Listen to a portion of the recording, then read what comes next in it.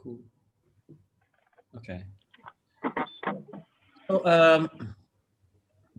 ya jadi saya Erik, saya tuh sebenarnya 2 hari lalu itu tuh ngobrol sama Dr. Bimo dan lain-lain. Kalau nggak salah 2 atau 3 hari lalu ya. Terus sempat ngobrol. Waktu itu kita ketemu di meeting mana gitu ya? Satu lagi di Mary, and then abis itu kita coba ngobrol gitu ya, gimana petanya AI sih di Indonesia gitu, terutama ya AI di bidang kesehatan ya. Jadi saya Erik, saya spesialis penyakit dalam, saya PhD in Interventional Pulmonology. Background saya ya spesialis penyakit dalam, saya interventional pulmonologist. Tapi uniknya waktu saya PhD di Imperial College itu saya punya pembimbing 2 orang, satu Profesor Palafsyah, which is dia itu interventional pulmonologist sejati, clinician, tapi dia merupakan salah satu primary collaborators untuk the Hamlin Global Institute of Medical Robotics di Imperial College London, yang supervisor kedua saya itu, Profesor Guangzhong yang kemarin bicara di ISON Mary. Jadi project saya waktu saya PhD itu ya memang seputar artificial intelligence yang kemudian dimanfaatkan untuk respiratory medicine. Jadi di FKUI Mary, ini diprakarsai sama Pak Sandi, kita tuh bisa dibilang we are super proud karena pimpinan rumah sakit pimpinan FKUI maupun pimpinan IMERI sangat mengakomodasi kita ini yang lagi semangatnya untuk bikin pengembangan. Jadi ada cluster medical technology yang kemudian punya research group yang namanya Artificial Intelligence and Digital Health. Jadi, so next. Jadi ini thesis saya yang sudah dipublish di Brespiration, dan insya Allah ada beberapa lagi yang akan naik ini insya Allah ya. Dan sekarang sudah lagi in process untuk patent, international patent. Jadi software yang kemudian dikembangkan ini adalah artificial intelligence dengan menggunakan deep learning. Tujuannya adalah untuk treatment planning, which is kita diagnosis dulu pasien PPOK. Jadi ini digunakan untuk pada pasien PPOK. Bedanya kalau mungkin di sini ada dokter tahu pasti pasien PPOK kan sesuai kriteria GOLD, kita biasanya diagnosisnya pakai spirometry gitu ya, itu lung function. Berbedanya adalah ini kita mengukur juga lung function, but not as a whole, not only as a whole lung, tapi at the lobar level.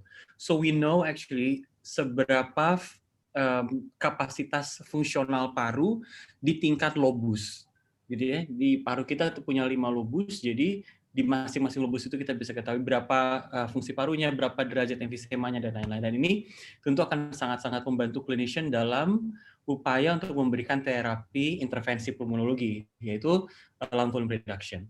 Jadi kita bisa mengetahui lobar volume itu at the lobar level ya, bisa juga mengetahui berapa derajat emfisema. Kita juga mengembangkan perhitungan vessel volume yang insya Allah bisa menggantikan dengan VQ scan. Nah itu sedikit mengenai penelitian PhD saya. So dari situ kemudian diskusi sama Pak Sandi. Saya ini dipertemukan sama Pak Sandi itu kurang lebih Desember atau November tahun lalu gitu di FKW oleh Pak 2 tahun Dekan. lalu Dr. Erik udah ganti tahun. Oh iya 2 tahun lalu. 2 tahun lalu. Dan kemudian jadilah kita banyak banget project bareng-bareng sama Pak Sandi dan Cluster Medical Technology. Nah, di slide ini yang saya mau sampaikan bahwa ternyata pandemi ini justru mempercepat proses orang-orang kemudian bisa menerima teknologi. Banyak orang, mungkin nggak usah teknologi yang paling susah, tapi orang yang kemudian dulu nggak pernah paham gimana statistik, sekarang orang-orang kemudian mencoba paham apa yang namanya R0 ketika kemudian mereka mencoba memberikan edukasi tentang seberapa cepat virulensi dari COVID-19. Let's say something like that, okay? Dan ini juga otomatis mempercepat proses alih teknologi menjadi satu tuntutan untuk proses pelayanan kesehatan gitu di masa sekarang ini. Nah, ini bisa dilihat chartnya di samping. Saya nggak akan ngomong ini, everyone yang ada di sini already know about artificial intelligence. But tentu yang ini slide utama saya sebenarnya. yang ingin saya sampaikan. Maka sebagaimana juga diskusi di WhatsApp sebelumnya, diskusi dengan Dr. Bimo, juga waktu itu sempat sedikit dengan Pak Lukas di WhatsApp, bahwa kita sih, kalau dari saya pribadi begitu ya, dan mungkin dari Pak Sandi itu dari cluster, sangat berharap kemudian kita punya pemetaan dulu gitu di Indonesia, actually how many people yang kemudian punya qualification yang berdasarkan training and educations di AI, or paling enggak dia pernah somewhere dalam proses edukasinya itu pernah bikin or develop or ada relationnya sama building or developing artificial intelligence. Yang kedua, then we need to also understand bahwa it is very important ketika mau ngomong mengenai artificial intelligence in medicine, dan kita mesti paham juga bahwa there's a few steps untuk kemudian, terutama misalnya kayak kita mau kayak AI yang tadi saya dan tim di London buat, ada proses penelitian gitu. Jadi it's not as simple as sekali kemudian bikin, apalagi yang kalau yang mungkin ya di center-center lain di belahan negara lain itu mereka pakai data yang most probably mungkin bukan data population mereka, yang juga mungkin nggak bisa mewakili populasi yang diteliti, and then itu yang kemudian apalagi ketika mereka mau kemudian mencari agreement-nya sama gold standard. Jadi itu yang menjadi kesulitan apabila ketika kita berusaha untuk menawarkan artificial intelligence as part of the solution untuk pandemi maupun untuk diagnosis dini maupun penata laksanaan pasien-pasien ke depannya. Patient safety sangat penting karena otomatis namanya juga artificial intelligence, ini pasti akan sangat related banget dengan keselamatan pasien.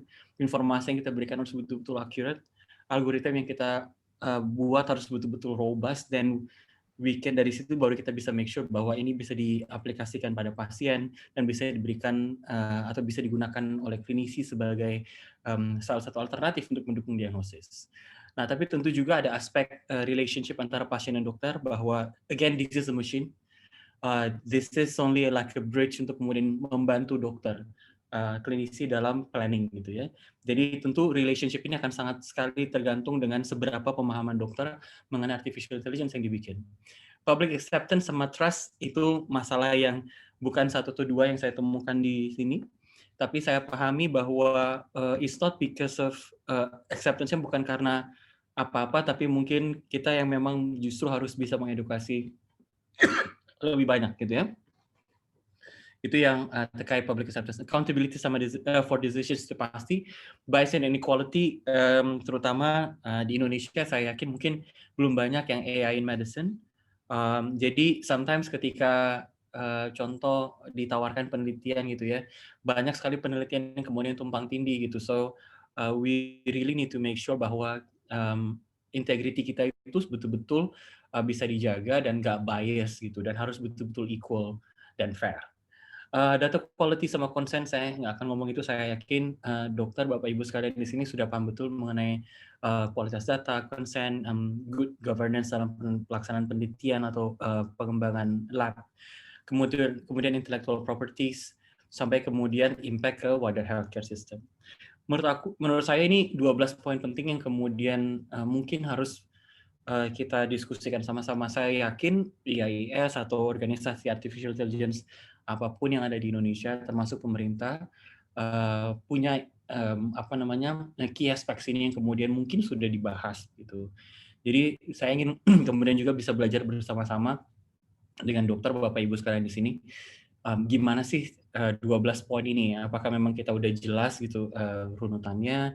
Karena ini key aspects yang betul-betul penting to develop good structure dari AI di Indonesia.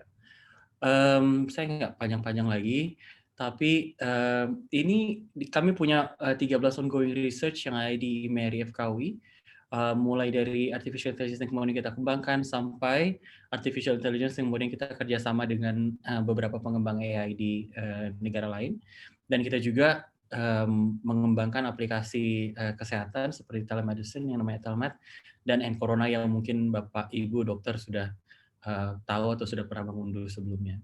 Nah, ini beberapa proyeknya ada AI yang untuk tuberculosis, ada juga the Fight COVID-19 study yang adalah first study yang menggunakan AI, machine learning, di mana kenapa dibilang ini first study in Indonesia because we are the first yang kemudian membuat menggunakan machine learning, dan kita membuat ini based on radiological sama clinical correlations.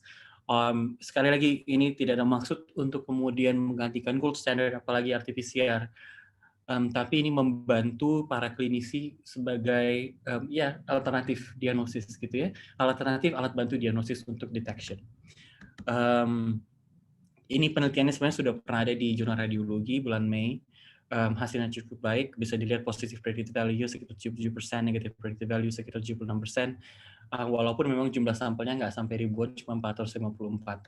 Nah, bagaimana dengan hasilnya di Indonesia? Ini saya rasa nggak apa-apa saya presentasikan, karena saya udah pernah presentasi hasil prelimnya ini di Isonimery kemarin, jadi kita punya kurang lebih 200 pasien, yang diproses sekarang masih 102.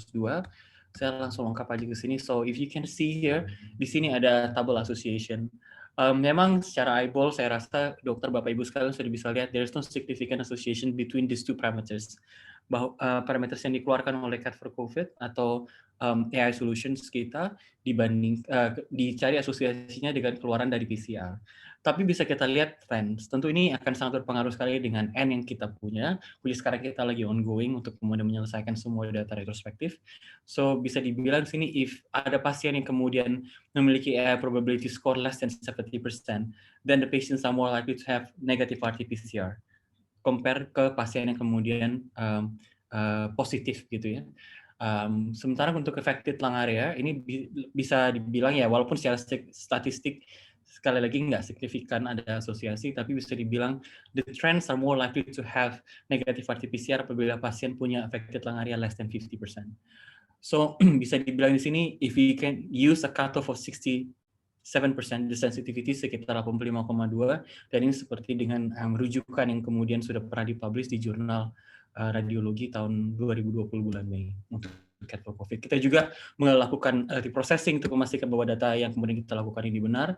Ini saya hanya tunjukkan saja ada beberapa kemudian pengembangan AI di cluster medical technology.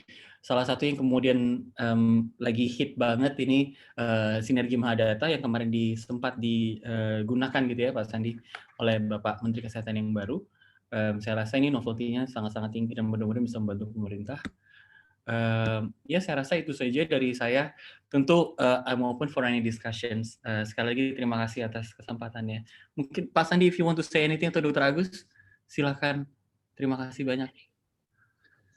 Sudah disampaikan semua, Dr. Erik. Terima kasih banyak. Oke. Ya, terima kasih banyak Dr. Erik. Pak Sandi, Dr. Agus juga. Dr. Agusnya ada 2 ya berarti di sini. Agus Ini Agus Rizal. Iya. Iya, terima kasih banyak. Ini kita benar-benar suatu yang insight ya Pak Lukas. Mungkin dari kemarin teman-teman waktu TFRIC banyak nyari data, ini ternyata sudah bisa kita bisa mempelajari kan ya, karena secara saintifik kan bisa menggunakan dari TFRIC. Waktu itu agak mirip ya Pak Lukas ya, yang untuk AI lung COVID itu. Iya, saya di sini nggak hadir ya. Ada Pak Anto Satrio Nugroho dari BPT, Dokter Teli di sini ada, lalu Bu Eli ya dari Surabaya, tim lain dari mana? ITB juga kan. Dokter Erik yang di Koja yang ikutan di TFRIC ya. Lalu memang betul seperti yang barusan disinggung Dr. Bimo, kesulitan di TFRIC waktu itu untuk dapetin data yang apa ya, qualified lah untuk kita. Sementara dalam pengembangannya berapa bulan itu lebih banyak menggunakan data dari luar negeri, karena itu lebih cepat nyari di internet.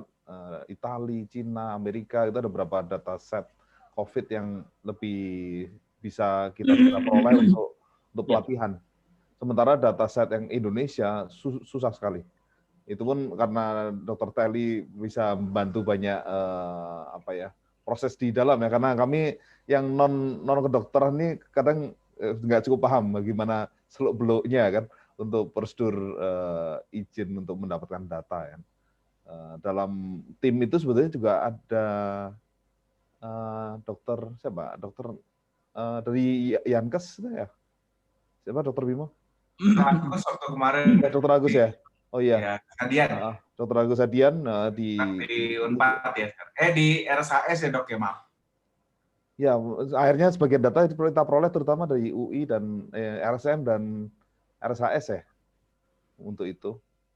Sebetulnya kita berharap bisa lebih luas sih. Dan masuk fase 2 semoga di 2021 ini bisa meluas sehingga dapat dataset lebih banyak, kita bisa memvalidasi sistem kemarin kalau yang untuk AI for COVID di machine learning itu udah versi 1.3 kayaknya. Jadi udah beta testing. Bikin sendiri ya Pak ya? Iya. Jadi kita algoritmanya bikin sendiri. Di develop from scratch, dari zero lah. Karena memang ada beberapa vendor luar mencoba masuk kan. Kalau kita bisa lihat ada Huawei, ada Infovision, ada apalagi ya, ada beberapa yang mencoba masuk. Tapi kita ingin bisa yang versi Indonesia. Gitu. Ya. Lalu sempat ada sesi lain menarik ini in paralel ya pada waktu sebetulnya bulan November atau apa, ada event di Filipina. Filipina itu ada apa namanya, expo gitulah, exhibition. Yang masuk itu vendor dari Jepang dan dia menggunakan classifier yang bisa sampai dengan berapa ya? Kalau udah memang standar industri itu kan dia bisa membedakan sampai konsep 19 atau 21 penyakit kan di paru gitu. Bukan hanya COVID non COVID gitu. Tapi dia punya dataset yang cukup besar sih gitu. Nah, kita kan memang Delft itu ya juga ya, dokter kalau nggak salah ya. Delft yang Delft punya kan yang buat TB ya. Penelitian yang Delft itu Iya. Ya, terutama itu kita kan awalnya juga karena data yang terbatas, oke kita misalkan COVID non COVID ya kan, hanya yang spesifik COVID kita coba perdalam atau yang bukan. Nah sebetulnya dalam perluasannya sebetulnya harus bisa multi class classifier gitu, tidak hanya COVID tapi dengan penyakit-penyakit yang atau dengan abnormalities yang ada di toraks ya kan. Di X-ray mungkin bisa kita peroleh relatif mudah ya, prosesnya cepat. Yang lebih akurat waktu itu kemarin di CT scan data sih. Cuma prosesan multi slice itu membutuhkan waktu lebih banyak dan komputasi lebih berat tentu saja. Jadi tantangannya kemarin selain pengembangan algoritma untuk AI-nya, tadi misalnya menghitung di 5 lobusnya, lalu perluasannya, severity, kemudian nanti memang banyak tantangan di situ ya, sensitivity-nya, lalu confidence-nya. Kemarin juga cukup berdebat atau bukan berdebat ya, tapi mencoba mendefinisikan karena kami yang engineer ya dengan kedokteran mungkin juga punya perspektif yang berbeda kan, sehingga harus tektok dulu untuk menyatukan pemahaman yang sama dalam bahasa yang sama. Baru kemudian pelan-pelan kita ngerti, oh yang dimaksud di kedokteran itu seperti ini ya. Kami kan baru masuk kan, sementara di kedokteran kan sudah well defined, mungkin sudah kayak bahasa sehari-hari. Nah kami yang kadang nggak ngerti dengan terminologinya. Awal-awal mungkin kadang juga salah mengerti sehingga butuh ketika di develop baru kita perbaiki, oh maksudnya seperti ini gitu. Jadi itu seperti tadi Dr. Erik cerita juga masa-masa ini tuh membuat kita mempercepat proses belajar lah. Kalau nggak ada pandemi ini mungkin kita bisa bertahun-tahun untuk membahasnya, terus ya kapan kita sempat gitu. Kalau sekarang dalam masa ini kan kita betul-betul bekerja dengan waktu, kita harus cepetan nih buat sesuatu, kita harus mendevelopnya dan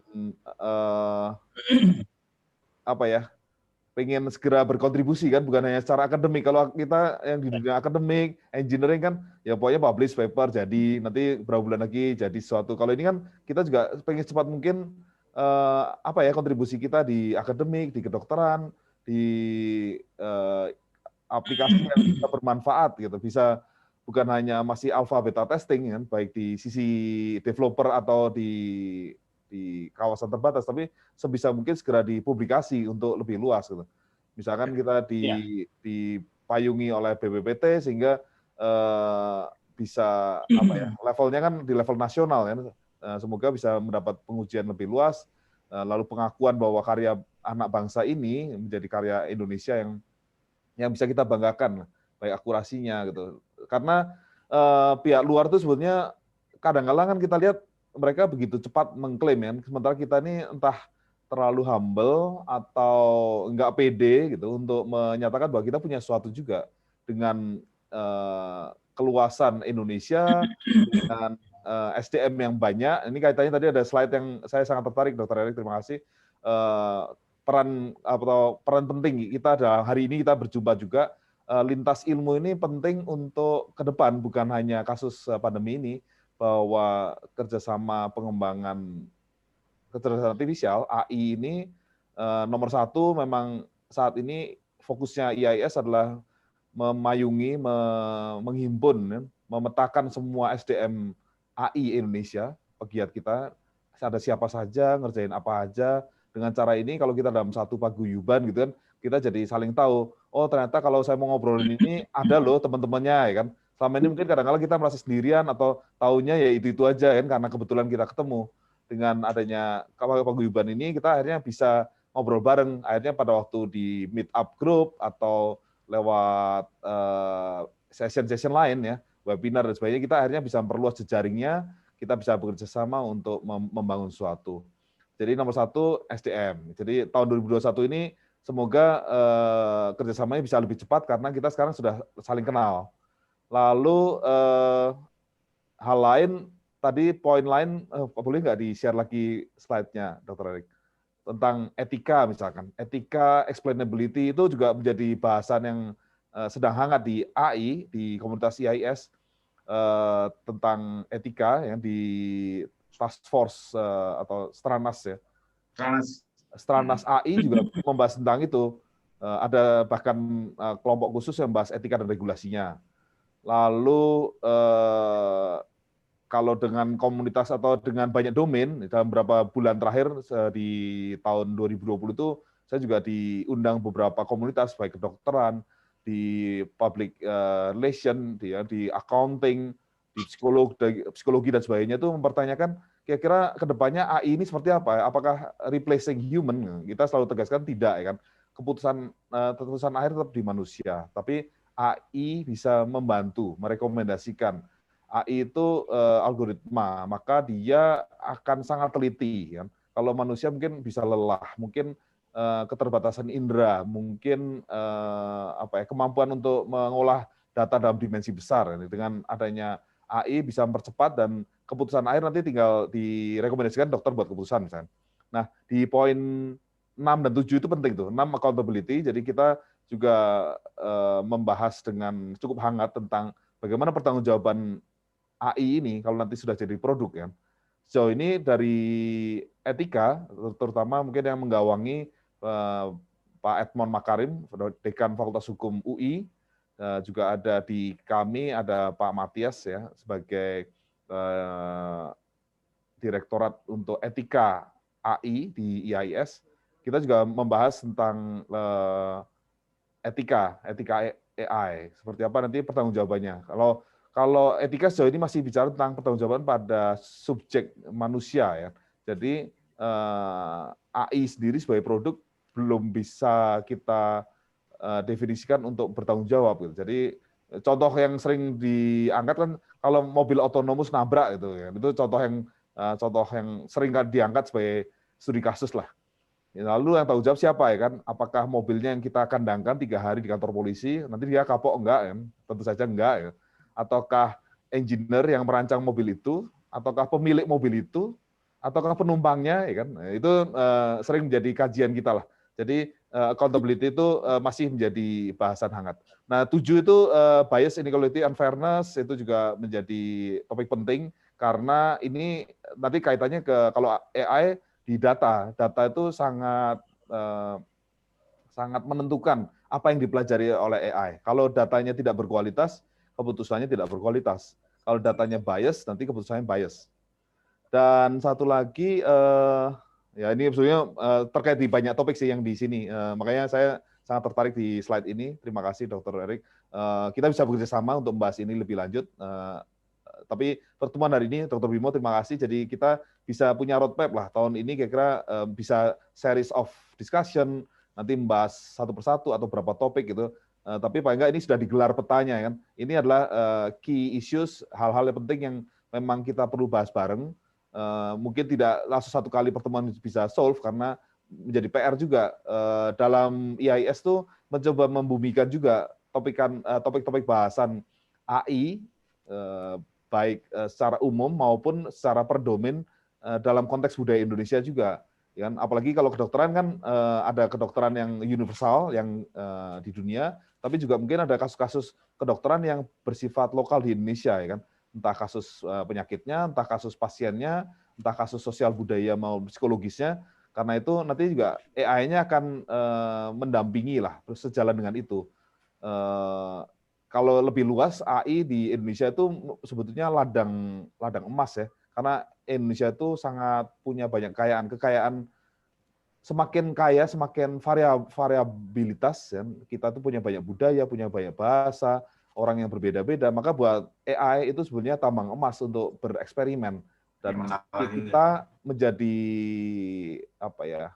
Buat negara-negara lain asik untuk masuk Indonesia karena banyak yang bisa dieksplor untuk mengaplikasikan AI. Kalau negara itu homogen gitu, nggak terlalu banyak kan, nggak perlu diotomasi. Kita sudah bisa predictable gitu. AI di Indonesia itu dalam beberapa tahun ke depan akan menjadi menarik karena banyak sekali kasus-kasusnya untuk mengembangkan maupun validasi. Kira-kira itu dulu mungkin tanggapan dari saya, Dok. Terima kasih. Thank you Pak Lukas. Ini selamat datang juga ada beberapa yang saya lihat Pak Anies Fuad dari UGM, Pak Neil Imam, tadi Neil Imam masih ada ya Pak? Neil Imam di Parekraf ya. Pak Dr. Dimas Wiskara, terus siapa lagi ada beberapa tadi saya lihat. Ada dari radiologi juga tadi, Dr. Yopi ya. Ada dari radiologi juga. Iya, menarik. Selamat datang, selamat tahun baru semuanya untuk yang baru join. Saya share di chat ya, moga-moga masih dapat WA group AI in Healthcare. Jadi ini emang lintas bidang. Salah satu yang dulu ngomongin terkait dengan apa namanya AIoT itu ya Pak Teguh dulu saya ingat. Kejadian buat di healthcare nih banyak banget apa namanya implementasinya dari Pak Teguh dari ICOT juga join. Mungkin ada lagi yang ingin menyampaikan masukan atau pendapat. Karena tadi sebenarnya yang perlu di take note di beberapa kali diskusi adalah terkait dengan data ya, terkait dengan data kesehatan. Ini yang beberapa kali muncul dan selalu menjadi isu untuk sebelum AI harus ada datanya dulu yang memang kita sepakati. Ini juga pembahasan yang cukup hangat nih dari kemarin ya. Terakhir Kemenkes itu satu data vaksin yang baru ada ya. Saya juga belum tahu jawab apakah memang terkait dengan Bio Farma Pak Ayubi. Nanti kita juga bisa sih untuk ke sana. Cuma fokusnya kan isunya terkait dengan AI. Kita butuh data setnya juga. Nah tadi salah satu challenge yang ada di TFRIC waktu menjalankan adalah data lokal. Tapi dari teman-teman IMERI, FKUI mungkin karena sudah ada institusi pendidikan dan hospitalnya ya rumah sakit terbesar gitu, jadi mungkin bisa langsung dari situ juga pengelolaan untuk data yang akan dipakai. Mungkin kalau misalnya belum ada yang mau ngasih tanggapan, saya mau izin ngasih tanggapan ya, Dr. Bimo, Pak Lukas. Jadi menurut saya apa yang kemudian pernah saya jalani 4 tahun di sana itu selama pendidikan itu bisa jadi salah satu contoh fundamental gitu ya, baik buat saya pribadi dan berharapnya juga buat banyak bahwa to develop AI in medicine kita nggak bisa sendirian aja clinician atau nggak bisa sendirian aja engineer. So we need to have a clinician yang hybrid dan kita juga mesti punya engineer yang hybrid gitu. So, contoh misalnya ketika saya ngelihat supervisor saya diskusi gitu ya antara mereka berdua, supervisor saya ya otomatis dia nggak tahu in specific how to do codings, how to write the algorithms kayak gitu, nggak tahu. But dia bisa kemudian memberikan interpretasi atau bisa memberikan gambaran ke supervisor saya yang satunya lagi, what do we need as the clinician.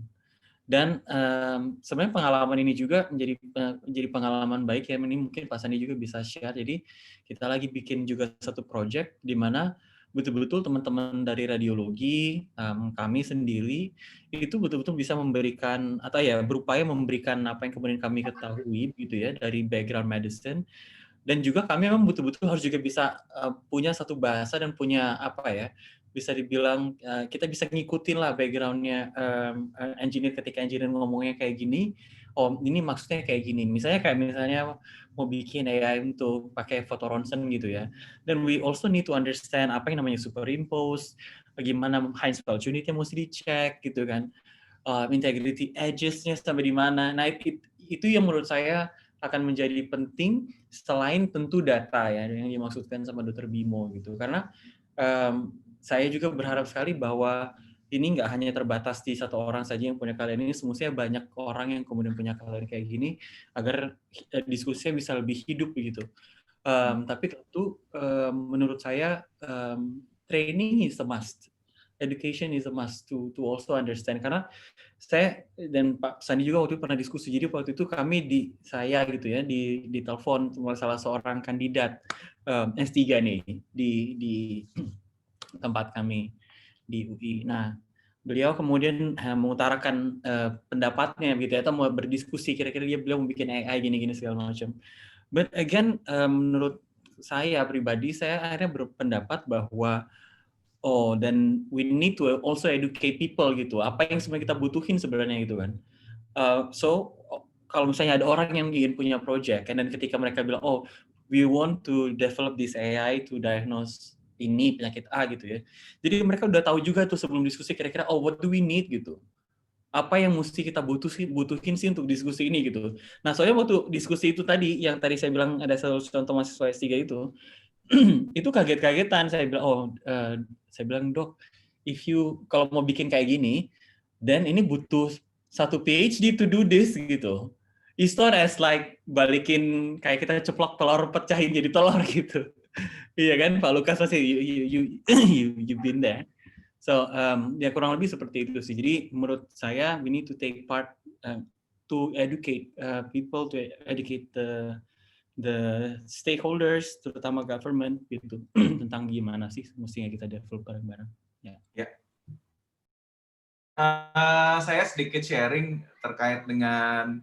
Jadi waktu kemarin ketika PR menjadi Stranas itu, saya paham bahwa ada beberapa yang bilang bahwa Stranas itu kadang-kadang agak utopia ya, wah terlalu jauh sekali apa segala macam. Tapi kan kemarin dipaksa untuk, ya saya waktu itu karena kebetulan ikut membantu, jadi ini mungkin sedikit sharing aja ya Pak Lukas ya, nggak apa-apa ya, saya sharing Stranas KA yang prioritas kesehatan ini sebagai gambaran aja. Dan ini kan direncanakan untuk kalau nggak salah bukunya mau terbit bulan apa ya, saya lupa itu, kemarin sudah disiapkan untuk bukunya, terus mau ada jadi ketentuan yang lainnya, ada di website aiinnovation.id. Nah, maksud saya sebenarnya adalah ini sudah banyak, jadi mungkin buat teman-teman dasar-dasarnya seperti apa, ini karya begitu banyak pihak sih sebenarnya ya. Ini kebetulan karena saya ikut nyemplungnya yang di bagian kesehatan, program percepatan bidang prioritas, ya terus kemudian ya ini sih nggak terlalu complicated ya terkait dengan NLP chatbot. Tapi roadmap ini sebenarnya yang kita mau sama-sama bisa diskusikan gitu loh. Karena pertama adalah terkait dengan satu data kesehatan, dan ini memang sekarang akhirnya terpaksa jadi gara-gara COVID.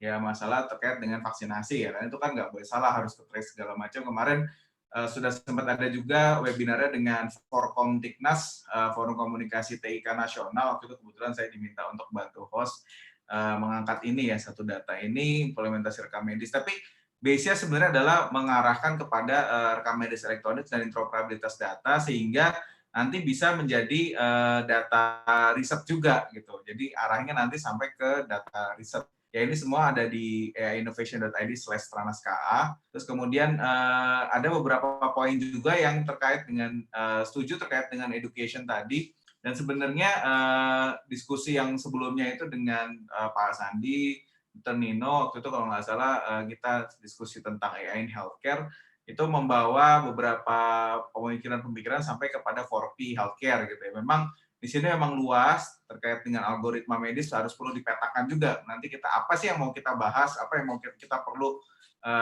tahu gitu ya, algoritma medisnya itu seperti apa, genomiknya seperti apa, interpretasi sensor fisiknya seperti apa, terus kemudian data penyakit menular endemik dengan data penyakit tidak menular ya. Ini karena ya sebenarnya apakah memang roadmap ini waktunya benar-benar cukup atau enggak, sebenarnya nggak ada yang tahu gitu ya, karena memang kemarin cuma dikasih slot hanya 5 tahun gitu, karena tadinya dibikin untuk 2045 ya kalau nggak salah Pak Lukas ya. Jadi pokoknya tapi akhirnya hanya 5 tahun yang bisa dimasukkan. Oke, ya diusahakan aja ada ini dulu. Kemudian penerapan paradigma ini terkait dengan pelatihan tadi ya, kita perlu, karena sebenarnya ini kebetulan ada Dr. Yopi, saya berapa kali diskusi nih karena senior saya Dr. Yopi ini di Atmajaya, jadi berapa kali diskusi kok ternyata banyak yang seharusnya terkait dengan AI ini banyak yang menolak lah dalam tanda kutip, nggak mau karena takut tergantikan mungkin atau apa ya. Jadi kita perlu mengedukasi juga ya paradigmanya. Mungkin kenapa disebut paradigma ini karena supaya kita nggak terkungkung gitu loh dengan kondisi yang kemarin, kita mau melihat ke depan dan bagaimana implementasinya sampai di Vaskes, seperti itu sih. Ya ini gambaran umum aja yang memang sudah ada dan bukunya sudah ada, PDF-nya juga tinggal di download. Ini apa namanya? Ya sebenarnya bahan untuk kita bisa berdiskusi lebih lanjut sih dari naskah ini sengaja dipublish supaya dicerca juga sebenarnya. Supaya banyak yang mempertanyakan gitu ya, gimana apa segala macam, jadi kita bisa kasih masukan lebih banyak, dan itu salah satu kontribusi dari Asosiasi Healthtech. Seperti itu. Mungkin ada tanggapan dari rekan-rekan di sini. Banyak pakar-pakar nih. Mohon izin Pak Bimo. Ya, Tragus, Hadian. Assalamualaikum warahmatullahi wabarakatuh. Selamat Salam. malam, salam sejahtera buat kita semuanya. Pak Erik, Pak Lukas, Pak teman-teman semuanya. Mohon maaf saya sudah kembali ke jalan yang benar gitu ya. Sebelumnya tersesat di jalan yang benar. Sekarang saya kembali ke RSAS sebagai jabatan fungsional tertentu untuk Dokpliknis utama. Selain melakukan pelayanan, juga melakukan pendidikan dan penelitian dan lain-lain. Dan sampingannya saat ini saya membantu Prof. Nila Muluk di FNM Society, Fadil Nila Muluk Society, yang bergelut dalam edukasi yang berhubungan dengan kesehatan, terutama perempuan ya, dan hal-hal lain. Sangat antusias sekali selama COVID-19 ini. Ternyata mereka haus dari informasi ya. Nah, sekarang yang lagi hot isu adalah tentang vaksin. Kemarin sampai tidak bisa masuk ratusan orang ke webinarnya FFN Society. Tapi itu tapi ada di YouTube, bisa dilihat teman-teman. Jadi memang tadi saya lihat ada penelitian tentang PSBB dengan kesehatan jiwa. Betul-betul sekarang ini menjadi perhatian harusnya dari Kementerian Kesehatan, siapapun. Banyak orang sudah depresi, sudah tidak acuh dan lain-lain. Dan ingat Pak Bimo, pada waktu saya sebelumnya di Kementerian Kesehatan, saya sudah mendorong telemedicine paskes antar paskes, paskes dengan individu dan lain-lain. Terima kasih Pak Bimo sudah chatbotnya itu sangat bermanfaat dipakai di sana. Dan pada waktu itu setelah kunjungan ke Hongaria, bahwa di Hongaria itu sudah ada artificial intelligence untuk sains onkologi, jantung, dan beberapa di sini ya. Mereka menggabungkan dari hasil klinis, hasil laboratorium, hasil radiologi, dan hasil treatment. Nah ini yang teman-teman harus berpikir dua, satu fokus pada COVID, satu fokus yang non-COVID. Sebetulnya kematian yang lain yang non-COVID itu diambang pintu nih gitu ya di sana. Ya, sekarang imunisasi tidak berjalan. Bayangkan dengan imunisasi yang biasa tidak berjalan, cakupannya cuma 10-15%, ya, karena puskesmas sekarang menjadi juga tempat transit COVID-19 dan itu menjadi sebetulnya sangat riskan buat kita melakukan monitor evaluasi secara akurat di sana. Nah, yang berhubungan dengan artificial intelligence, sebetulnya teman-teman harus bersatu gitu ya, baik itu dari FKUI, RSCM, dan lain-lain, Pak Lukas dan teman-teman di BPPT, itu mudah-mudahan Pak Bimo bisa mempersatukan ini untuk satu nusa, satu bangsa, gitu ya, dan bermanfaat buat kita semuanya. Dan itu teman-teman di luar sana, di luar Jawa sana, itu sangat terbantu dengan adanya telemedicine yang dikorbitkan Kemenkes. Tetapi karena perubahan struktur organisasi, perubahan pemerintahan kemarin Kementerian Kesehatan, temenin itu agak terlantar ya. Kedua adalah di Sehatpedia. Sehatpedia juga sudah ada seperti chatbot di sana dan itu didukung oleh dokter-dokter di rumah sakit pusat ya, semua spesialisasi bisa ada.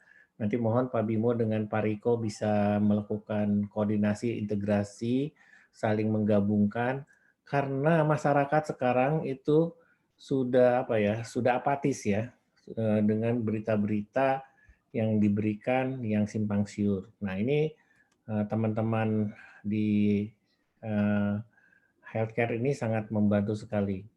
Ya, mudah-mudahan ini bisa berjalan lancar dan lain-lain. Dan fokus edukasi itu sangat penting.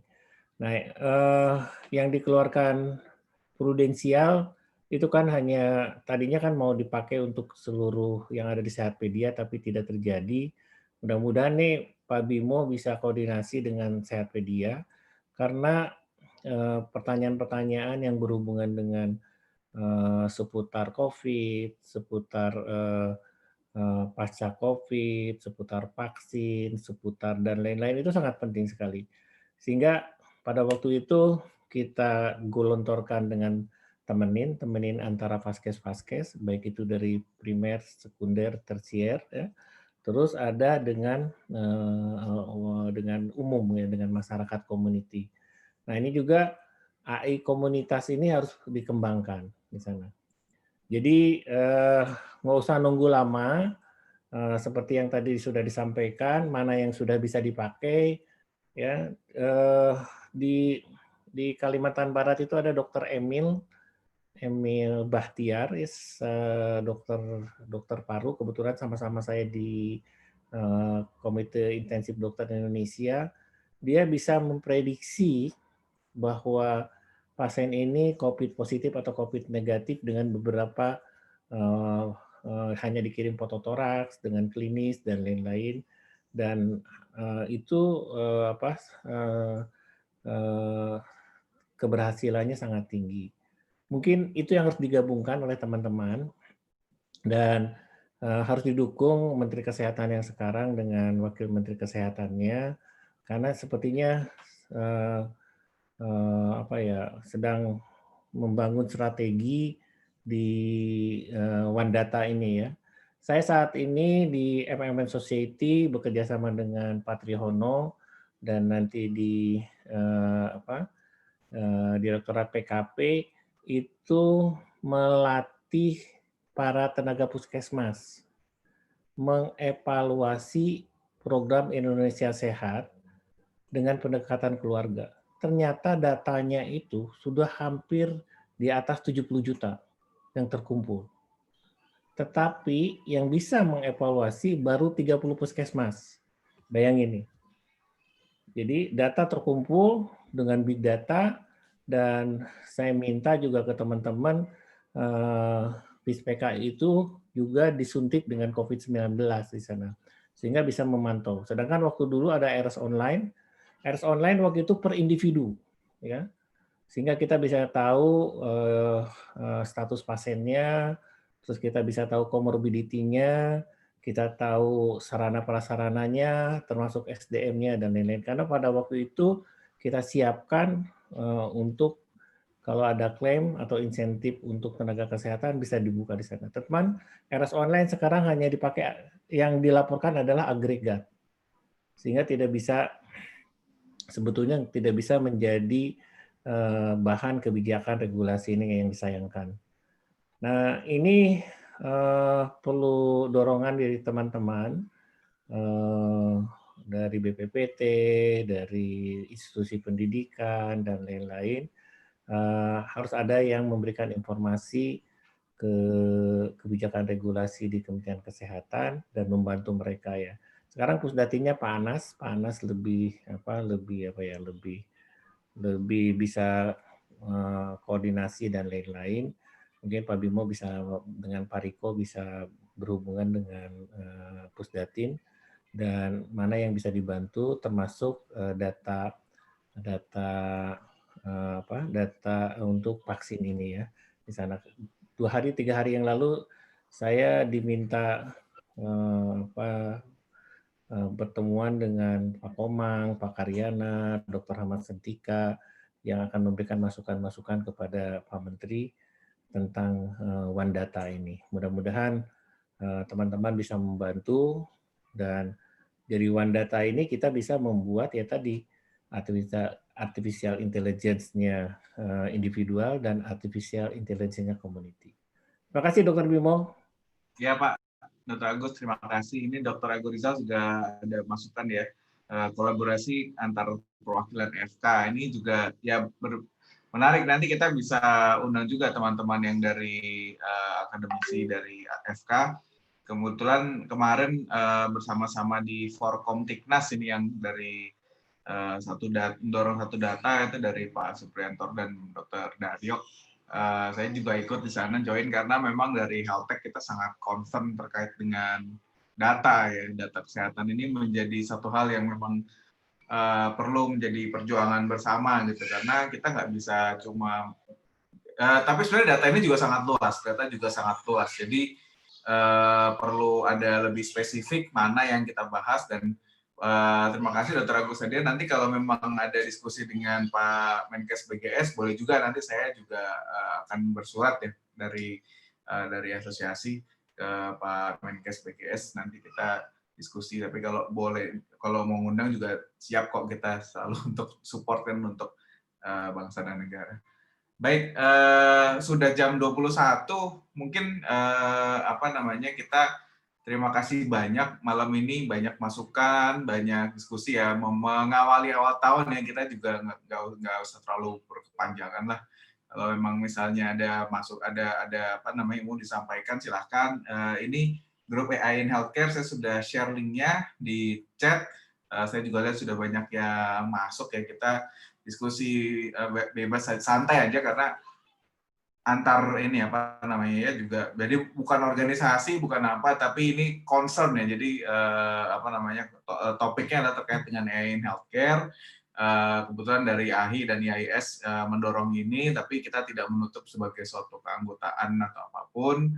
Silahkan kita sama-sama berkolaborasi di sini. Moga-moga menjadi satu hal yang baik, menjadi satu kolaborasi yang baik antar ada yang background dari akademisi, clinician, engineer, atau yang di tengah-tengah kayak saya gini, ya, hibrid begini, mungkin perlu lebih banyak. Untuk Erik kita perlu bikin sekolah hibrid, ya, jadi clinician engineer itu kayaknya perlu diperbanyak. Saya sih memang kebetulan hatinya dari dulu lebih banyak di engineer gitu.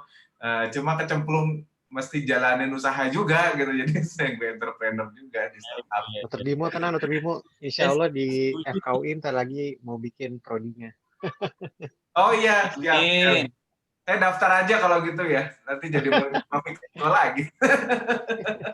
Ya, jadi kemarin kalau nggak salah juga healthcare entrepreneurship dari Dr. Irzan ya, yang udah jalan juga. Ya, betul. Saya sempat titipin mahasiswanya waktu itu ke kantor saya kebetulan. Ya, ini juga saya rasa juga di sini ada yang perwakilan dari UNER, Dr. Niko, dari UGM, dari macam-macam lah istilahnya kita mungkin. Semoga kita selalu terbuka ya, ada ITB juga. Kita selalu terbuka untuk diskusi. Terima kasih waktunya, terima kasih kebersamaannya semuanya. Mungkin siapa ya, Pak Teguh, Dr. Yopi, nih Pak Nil Imam, Pak Dr. Bimo, boleh ini satu ya, Pak, Dr. silakan Pak Nil. Mau mungkin akhirnya, saya cuma pengen titip pesan aja Dr. Bimo. Selama ini yang jadi masalah ya, mau apapun, terutama di sektor kesehatan dan lebih khusus di e-health dan lebih khusus lagi nanti mungkin di AI yang terkait dengan e-health. Tadi kan sudah disebut-sebut masalah data. Sampai saat ini kalau menurut saya kita tuh masih lack of standarisasi dari data tadi. Ya, dari data-data tadi. Kalau saya rasa kalau nanti nggak ada standarnya juga semua data yang terkumpul itu akan sangat sulit ya kalau nanti mau dibuat analitiknya misalnya atau mau dibuat bahan untuk AI-nya itu akan sangat sulit. Itu yang pertama. Yang kedua juga nanti di peralatannya pun nanti yang untuk sensornya nih, mau nanti scanner, mau nanti untuk toraks, ronsen dan sebagainya juga perlu, kalau kita udah masuk digital ya harus ada satu standar yang mungkin dikeluarkan oleh Kemenkes gitu ya, supaya nanti kita big datanya tadi punya big data yang konsisten yang nanti bisa digunakan ya tadi untuk mempercepat juga akselerasi dari apapun yang dilakukan di sektor e-health ini ya, terutama juga nanti di AI-nya. Jadi ini menurut saya penting, mumpung nih ngumpul teman-teman dari dokteran dan juga dari engineer-nya, dari Pak Lukas, ada Pak Teguh juga dari IoT. Itu menurut saya jadi sangat penting karena nanti kita bisa kerja bareng-bareng kalau udah kayak gini. Kalau standar itu sudah ditetapkan, satu membuat alatnya juga udah jelas standarnya apa yang akan digunakan, nanti untuk pertukaran data ternyata transaksinya juga akan lebih mudah. Itu sih pesan saya, Dok. Jadi kami berharap sih sebetulnya kalau untuk standarisasi ini ada komite teknisnya di Kominfo, dan waktu itu juga kami dorong di Kemenkes juga punya komite teknis untuk standar nasional ya terkait dengan e-health. Tapi saya nggak tahu apakah itu masih berjalan atau enggak. Terima kasih, Dr. Bimo.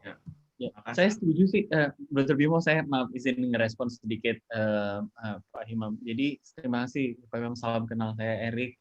Saya setuju sekali Pak bahwa memang terutama untuk mengembangkan AI in medicine, apalagi kalau mau if we going to focus ke imaging, dan kita betul-betul mesti punya standarisasi gitu. Misalnya untuk pasien, untuk kita membuat AI, contoh seperti yang saya buat di COPD, kita mesti pakai CT scan, kita mesti tahu how thick is the slice of the CT scan.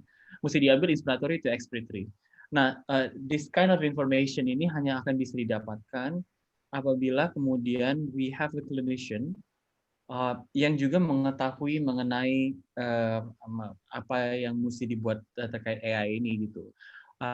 Sekarang teman di medical technology di Mary itu kita punya teman-teman dari radiologi yang alhamdulillah bisa nih komunikasi, bisa tektok banget gitu sama yang mengembangkan gitu ya. Dan itu yang kemudian menurut saya jadi advantages saat ini ya untuk kelompok kami gitu, karena di kita tuh kita bisa, dan kita harus tahu ya kalau yang supaya bagus gitu ya, biar datanya variasinya nggak banyak gitu, dan kita mesti make sure bahwa pasiennya betul-betul diambil ketika di saat inspirasi, slice thickness-nya mesti segini, hand value-nya mesti segini, distance segini, hati-hati superimpose, gitu.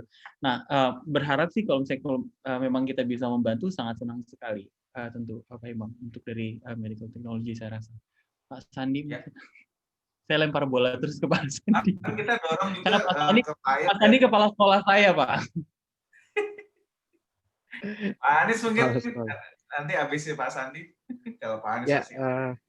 terima kasih. Saya sedikit aja tadi Dr. Erik udah menyampaikan banyak sekali. Betul sekali. Jadi ini kerjasama multidisiplin yang lagi-lagi harus terus disadarkan banyak orang gitu ya. Tadi Dr. Erik cerita dari klinisi yang kelihatannya AI gampang gitu, tinggal sewa hire programmer. Jadi itu AI buat medicine gitu. Padahal kan nggak segampang itu. Dan dari programmer, dari engineering juga kadang menyepelekan data medis yang untuk labelingnya itu juga berdarah-darah sekali gitu, nggak segampang ngambil data statistik dari kependudukan atau apa, namanya data medis harus dikaitkan dengan data klinis, terus data radiologi juga kalau kualitasnya nggak bagus, nggak saat inspirasi dan seterusnya, itu banyak sekali faktornya. Nah ini harus duduk bareng, semuanya juga harus diedukasi supaya cita-cita kita bersama yang AI in medicine ini sangat-sangat potensial di Indonesia tidak cuma sekedar jargon gitu ya, benar-benar kita punya roadmap yang jelas, maju bersama-sama, nggak terkotak-kotak, supaya kita bisa sinergi gitu. Itu intinya sebenarnya ke sana. Terus satu hal yang saya mau tadi bahas, kita kalau ada kolaborasi ABGC gitu ya, ini selalu digembar-gemborkan, academician, business, government, C-nya community gitu. Nah, A-nya tadi sudah terbahas ya, academician-nya baik dari klinisi, yang dari dokter, maupun yang dari engineering atau dari ilmu komputer, itu juga harus bersinergi. Tapi ada lagi nih yang lain, business, government, community. Nah, bisnis ini juga kadang kalau nggak dilibatin dari awal, susah juga gitu ya, udah dibikin susah-susah, nanti mereka kadang punya perspektif yang gimana cara ini bisa kemudian mampu untuk dihilirisasi dengan baik masyarakat. Itu kan banyak sekali trik ya, kita sebagai akademisi pasti banyak hal yang nggak sanggup gitu ya, karena waktunya nggak sempat, juga nggak ada pengalaman gitu ya. Nah, kita butuh menggandeng mereka dari awal.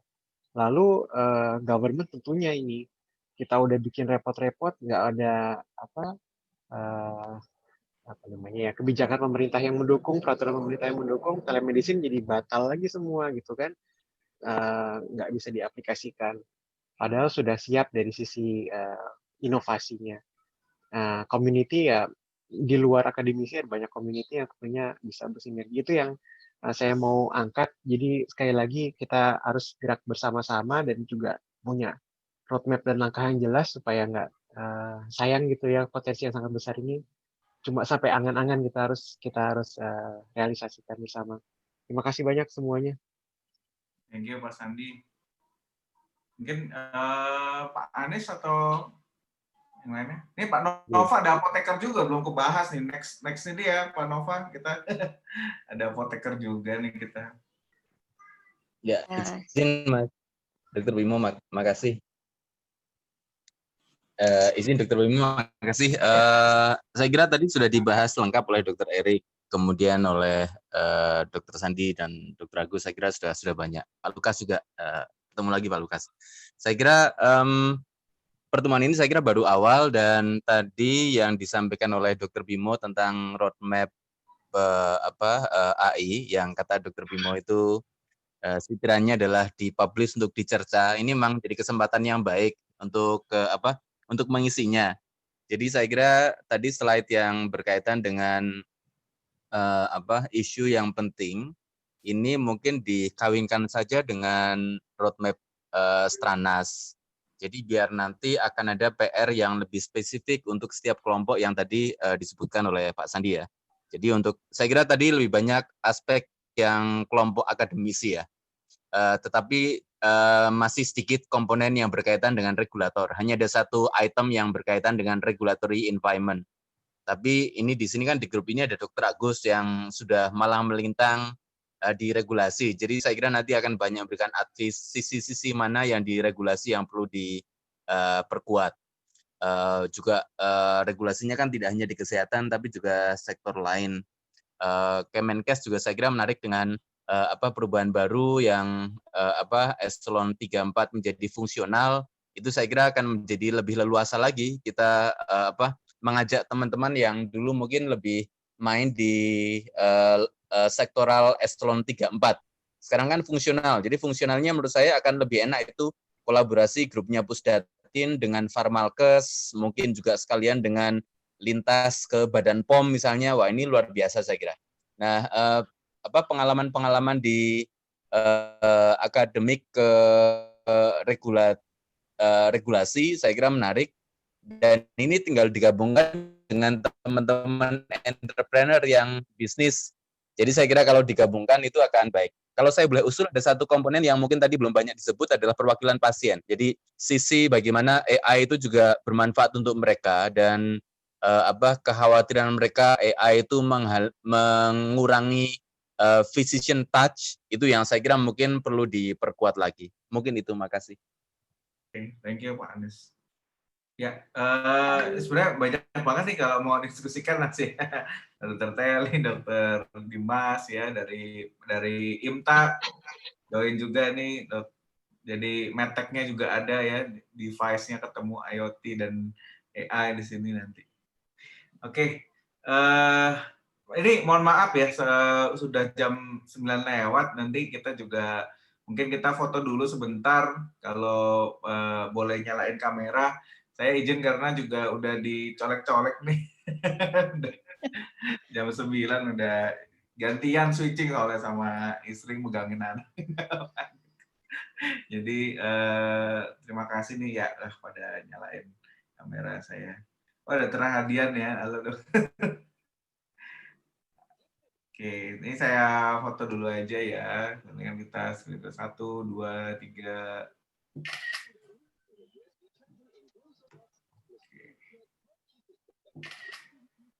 Nah, terima kasih banyak nih semuanya. Ya, terima kasih banyak untuk kebersamaannya di tahun baru ini, menjadi satu kick off untuk kita gathering. Jadi banyak masukan, ya semangat ya sebelum hari Senin yang benar-benar mulai kerja. Moga-moga weekend jadi sudah mulai tereksitasi lah ya. Kita mulai excited. Oke, kalau gitu. Kalau dari saya sih mungkin akan biarin dulu mungkin sekitar 5-10 menit, kalau memang ada yang mau menyampaikan sesuatu apa silakan, tapi acaranya sudah selesai. Nanti kalau memang misalnya ada yang mau live silakan pamit. Saya juga izin nanti paling lama hanya 5-10 menit mempertahankan intinya. Thank you semuanya. Selamat malam, selamat tahun baru. Terima kasih. Terima kasih banyak. Terima kasih. Terima kasih. Terima kasih. Ya. Terima kasih. Nelly. Ya, mungkin nanti kita lanjut